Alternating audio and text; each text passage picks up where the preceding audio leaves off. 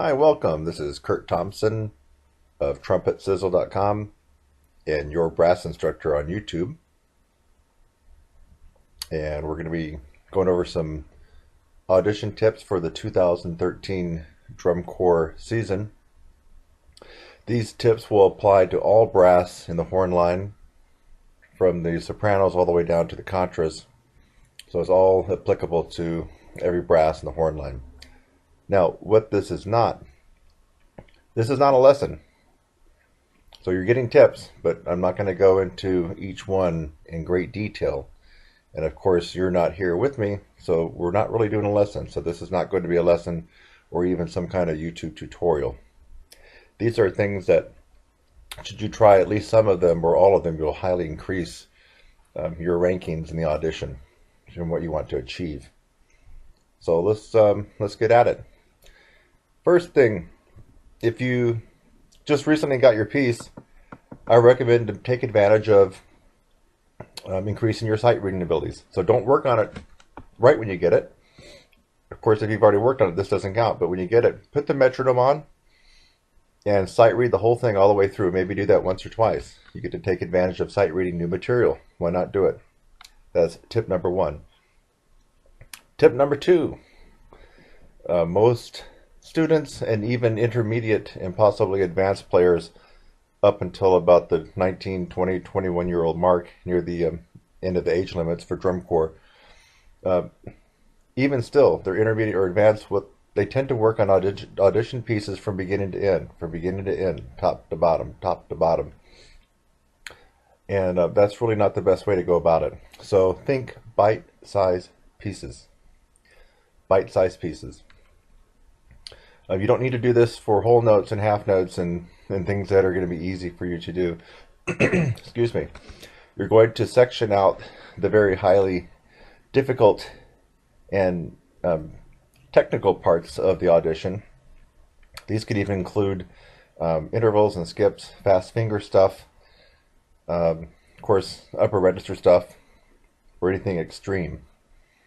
So those are the parts that you want to section out. What you're going to do is section them into either small phrases, or we can even break them down into one or two measures and work those individually before you sew them back into the context of the entire audition piece. Also, that was tip number three. Tip number two. Number three, metronome. It boggles my mind how many people I get from, actually all the way up to adults really, but how many people that don't practice with a metronome. Why should you practice with a metronome? Because if you're preparing a piece and you come up with some difficult parts, or there's a fast part in there with lots of fast finger stuff or even tonguing, what you tend to do, and you don't even know it, you'll slow down the hard parts and you'll speed up the easy parts. The metronome will make an honest player out of you. So if there's a metronome marking on your prepared for the audition, turn on your metronome and use that as a guideline. Of course, when you're preparing, you're going to be slowing it all the way down to half as much, and maybe even less than that, when you're breaking the piece apart into those bite-sized pieces that we talked about in tip number two. Tip number four, left hand practice. What's that you said? I said left hand practice. Now this may not accommodate all the brass instruments in the horn line of drum corps. Trying to think of which one it might be the most. Well, I don't know. It could possibly be difficult to maneuver the heavy contra for this particular technique, but if you can somehow work it, you want to try to play your prepared with your left hand. Why? When you play with your left hand, you activate different neurons in your brain, in a different hemisphere. That's number one. Number two, it causes you not to be an automatic pilot. When you play with your left hand, you're going to have to think about what you're doing more so than if you play normally with your right hand. And number three on the left hand practice tip. There's something about playing with your left hand that causes what you're working on, especially if you're practicing perfectly, to be more ingrained and entrenched in your brain. And this allows you to have a better execution of what you're doing when you go back to your right hand. So the left hand practice technique, the rule of thumb or the format is 2 times slow. Actually, I should say 2 times very slow to 1 times fast. So for example, if you were playing a prepared that was quarter note equals 100, you would probably slow that all the way down to maybe even 46, 48, very, very slow. And you don't have to do this for the entire piece, although I recommend it, but you can certainly break apart the hard technical parts of your prepared into those bite-sized pieces we talked about in number 2, and work those individually with your left hand. 2 times slow, repeat, and it's got to be perfect practice here. Pound those valves down hard. Hard. Pound the correct notes, rhythms, and everything slow with your left hand. Then go back to your right hand after you've done it twice slow with your left hand. And I would recommend the right hand, you go just a little bit faster for the first one, and then go up to tempo if you can for the second time in your right hand. Okay, there's a lot more that goes on with the left hand practice, but here I'm just giving you the tip. Number 5, physical exhaustion technique. You need to simulate an environment where possibly you're filled with anxiety, performance anxiety, a little stage fright, a little butterfly, adrenaline dump, heavy breathing, sweating, weak in the knees, all those kinds of characteristics. I could probably think of more. Nervousness. You want to simulate that environment by doing the physical exhaustion technique. Physical exhaustion technique, and again, I'm not going to give you a lesson on it, but basically you want to have your prepared on a stand. You want to already be warmed up well and good, and you want to proceed to make yourself winded and exhausted, maybe even a little queasy. So that would involve getting down and doing maybe 20 or 30 crunches, some push-ups, jumping up and doing jumping jacks, doing some squats, and anything else that you can think of. I think you know what my train of thought of this is. So the point is, you don't catch your breath after this. After about 2 or 3 minutes of this, now you don't have to kill yourself. You just want to make yourself out of breath and a little bit exhausted. You pick up your horn and go right to town and play your prepared. This will simulate an environment when your heart is pumping. You can feel the veins in your neck bulging, really hard. You're sweating a little bit. You feel out of breath. And maybe you feel a little weak in the knees, feel a little quiver happening there. Just don't feel so good. Sometimes all these characteristics can occur, believe it or not, in an audition, a very high-pressured audition environment. So what you're doing is you're developing mental toughness and experience ahead of the game, so that when you walk into the audition, should you encounter any of these feelings or sensations, you've actually encountered worse when you did the physical exhaustion technique, and you can think back to when you did it and have the confidence to go ahead and just plow through your audition. So there's more to tell about that. That's just a tip for you. Next one would be the lip trill performance technique. Simply said, can you lip trill from beginning to end your entire prepared? Lip trill. And so that's a technique that actually involves probably a lesson, but you know what a lip trill is, right? Can you lip trill everything from the beginning to the end in time? And if you can, it's likely you're going to do well on your prepared. Number 7, 4 square breathing for performance technique. This is a breathing technique.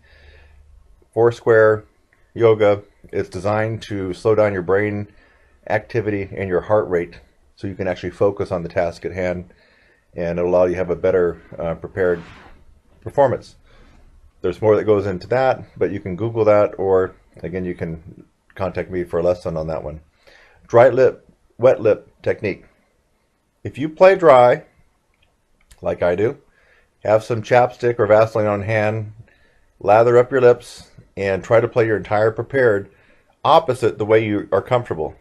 So you'll be playing wet and greasy. If you are a wet lip player, have a soft washcloth, of course it'll be dry, or paper towels, and really dry down your lips. Dry them down really good. Dry that mouthpiece down really well. and maybe even swab a little bit of the inside of your lips and then play your prepared. Make sure to catch yourself that that tongue is not sticking in the mouthpiece right when you put it up. Of course, that defeats the purpose of drying everything off, right? Number 9, play your prepared scales, anything else, in front of somebody, preferably somebody that you don't know. Maybe even someone that doesn't like you, but definitely make it strangers. So you want to kind of get yourself almost embarrassed. I recommend go to a park. I recommend going downtown. Go downtown, find a park downtown, and get on a bench and do your prepared. Where else could you do it? You might not, if you're at school, you might not want to do that there because that might catch up to you. But basically, you want to go somewhere and play this a few times, maybe once every 3 or 4 days, a week or two before your audition. Why? Because you will not believe what kind of confidence this will give you. You will also learn a little bit more about yourself. When you hear yourself playing the prepared and people are looking at you, of course, they're not an audience. They just might be walking by. Maybe they're in the park. Maybe you're downtown. You're at an intersection. You will develop mental toughness and confidence to do this. And the last tip for you, memorize. When you memorize anything, whether it's this audition that you're working on or whether it's calculus, chemistry, doesn't matter. What are you really doing? You're over-learning. You're over-learning. And you definitely want to over-learn your prepared. I would never recommend any of my students going into any audition unless they had the whole thing memorized. Memorize it. And then take that memorized prepared and scales and go out in the public at that park or downtown or anywhere else you can think of and play it from memory. Okay, those are some good free tips for you. If you take those to heart, I can guarantee you're going to do much better than you otherwise would have on your audition. Now, in the video description below, you'll find a link that you can click on. It'll take you right to a bonus technique that I give out at TrumpetSizzle.com. And this will help you to squeeze out an extra whole step in range and up to 25% more endurance without even learning new material techniques. It's all about efficiency and protocol in your practice. So, okay, then that's most of the freebies that I got for you. Should you happen to have a $5 bill and 4 ones, if you got $9, I highly recommend that you get my new ebook. It's got 10 things in there. Likely you're doing more than one that might be screwing you up or holding you back on your plane. Plus it includes the Bill Chase inspired bonus technique. If you got the $9, I highly recommend that. The last thing, top of the pyramid here, would be I'm also providing a low-cost audition prep lesson via Skype or phone. Probably a combination of both, but definitely Skype. And you can simply scan your prepareds, save them as a PDF, and email them to me. I'll print them out, and we'll have a 1 hour, up to a 1 hour lesson going over your audition and your prepareds, and I'll listen to you play. Now, this is a low-cost investment for you if you are trying out for drum corps or a student. So it's $50 for this audition prep lesson. There's going to be many of you that are going to watch this that are not trying out for drum corps or not a student. Maybe you're 30 years old and you want to go over something that you're maybe prepared for. This is not the rate for you. This is a student rate. So please don't call or email me about this $50 rate. This is only for students and only for this audition. If you're an adult, we have to work out something else. Okay, so again, go down to the description below the video. There's a couple things for you to click on. I'm Kurt Thompson. You can always email me at kurt@TrumpetSizzle.com. That's KURT@TrumpetSizzle.com. And I wish you the best of luck and lots of fun in the upcoming 2013 drum corps season. All the best.